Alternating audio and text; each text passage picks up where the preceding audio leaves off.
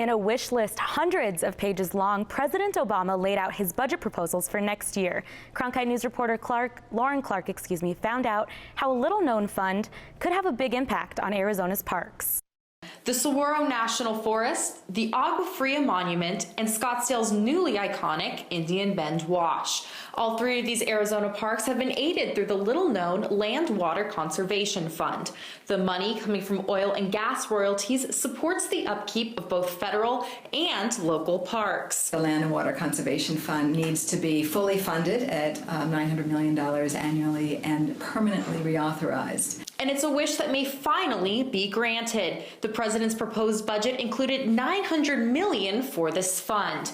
But to Representative Paul Gosar, who sits on the National Resources Committee, the fund is a good idea gone wrong. He says instead of truly helping communities, it's a way for the feds to gobble up local land and appease special interest groups. You know, the federal government owns an awful lot of land, particularly out west, and they don't need to be buying up a lot more. In fact, 40% of the state is owned by the federal government. And in Prescott, Gosar said that number jumps to 95%.